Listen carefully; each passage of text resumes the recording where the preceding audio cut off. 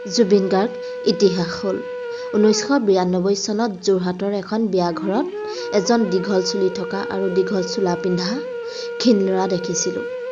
লগৰ ল'ৰাজনক এই ল'ৰাজন কোন হয় বুলি সোধাত ক'লে যে এই ল'ৰাজনে গান গায় আৰু অনামিকা নামৰ এটা গানৰ কেছেট বনাইছে। পিছত জানিব পাৰিলোঁ এইজনেই জুবিন গাৰ্গ উৰ্ফে জুবিন বৰঠাকুৰ উৰ্ফে গল্ডী। 1995 চনত প্ৰথমবাৰৰ বাবে 100 টকা দি টিকেট কাটি তেজপুৰ জিলা পুথিভঁৰালৰ প্ৰেক্ষাগৃহত জুবিন গাৰ্গৰ লাইভ প্ৰগ্ৰেম চাইছিলোঁ। এই অনুষ্ঠানতে সুধাকণ্ঠ ডক্টৰ ভূপেন হাজৰিকাই জুবিন গাৰ্গক প্ৰথমবাৰৰ বাবে লগ পাইছিল। এই কথা জুবিন গাৰ্গে এটা ইণ্টাৰভিউত উল্লেখো কৰিছিল। সেইদিনা মঞ্চত ডক্টৰ ভূপেন হাজৰিকাদেৱে জুবিন গাৰ্গক কি সুধিছিল তাৰ সাক্ষী আমি আছিলোঁ। জুবিন গাৰ্গ আছিল সেই সময়ৰ ৰকষ্টাৰ। মঞ্চত বাজি উঠা উচ্চ স্তৰৰ সংগীত শুনি ডক্টৰ ভূপেন হাজৰিকাদেৱে বিৰক্ত অনুভৱ কৰা যেন অনুমান হৈছিল। সেইবাবে মঞ্চলৈ আহি প্ৰথমে জুবিনৰ নামটোক লৈ সমালোচনা কৰিছিল। কিয় জুবিনে বৰঠাকুৰৰ সলনি গাৰ্গ উপাধি লিখে আৰু গায়ক হ'বলৈ হ'লে যদি নামৰ পাছত গোত্ৰ লিখিব লাগে তেনেহ'লে ডক্টৰ ভূপেন হাজৰিকাৰ ঠাইত ভূপেন কাশ্যপ লিখিব লাগিব বুলি কৈছিল। আৰু দীঘল চুলিখিনি টানি টানি চাই সুধিছিল যে চুলিবোৰ সঁচানে লগোৱা। অৱশ্যে জুবিনে তেতিয়া শিল্পীৰ স্বীকৃতি লাভ কৰা নাছিল।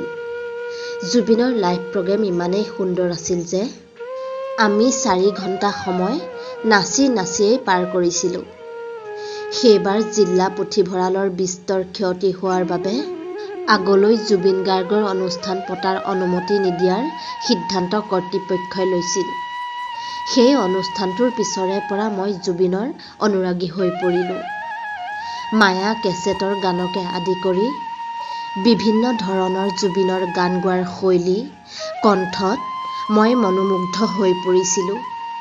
জুবিন মোৰ সপোনৰ শিল্পীত পৰিণত হ'ল।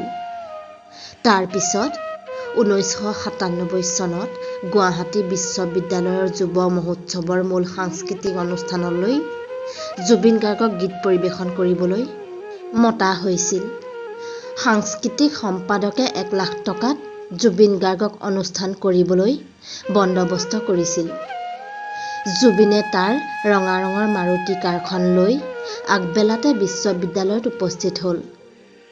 কিন্তু ধন মেনেজ কৰিব নোৱাৰাৰ বাবে সাংস্কৃতিক সম্পাদকজন অন্তৰ্ধান হ'ল। জুবিনো বিবুদ্ধিত পৰিল। আমি সুধিছিলোঁ 1 লাখ টকা দিব লাগিবনে? তেতিয়া জুবিনে কৈছিল যে তেওঁ 1 পইচা নোলোৱাকৈ গান গাবলৈ ৰাজি, কিন্তু বাদ্যযন্ত্ৰ সংগতকাৰীসকলৰ বাবেহে মাননিৰ দৰকাৰ।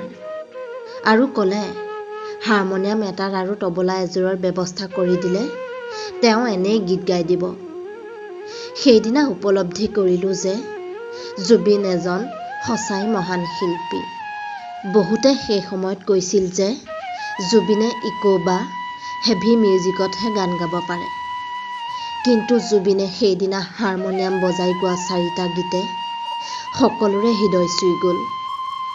তাৰে এটা আছিল এন্ধাৰ হ'ব নোৱাৰো, যি মোৰ জীৱনৰ আটাইতকৈ প্ৰিয় গীত। জুবিনৰ বহু কেইখন বিহুৰ অনুষ্ঠান তেজপুৰ প'ল ফিল্ড, কলেজিয়েট ফিল্ডত ৰাতিপুৱালৈকে চোৱা মনত আছে। 2014 চনৰ ডিচেম্বৰ মাহত গুৱাহাটীৰ খানাপাৰাৰ টি বৰ্ডৰ এখন এক্সিবিশ্যনত জুবিন গাৰ্গক দেখা পাই আমাৰ 4 বছৰীয়া ময়ূৰে জুবিন জুবিন বুলি চিঞৰিছিল। জুবিনে দেখা পাই তাক মৰম কৰিছিল। 2017 চনত দৰং মহাবিদ্যালয়ৰ নৱাগত আদৰণি সভাত মিছন চাইনা বোলছবিৰ প্ৰচাৰ কৰিবলৈ জুবিন গাৰ্গ আহিছিল। সেই বছৰৰ দৰং মহাবিদ্যালয়ৰ শ্ৰেষ্ঠা গায়িকাৰ সন্মান লাভ কৰা উদ্দীপনা গোস্বামীয়ে মোক অনুৰোধ জনালে যে তাইৰ জুবিন গাৰ্গৰ লগত গান গোৱা এটা সপোন আছিল। মই কৈছিলোঁ মই তোমাৰ সপোনটো পূৰণ কৰাৰ চেষ্টা কৰিম।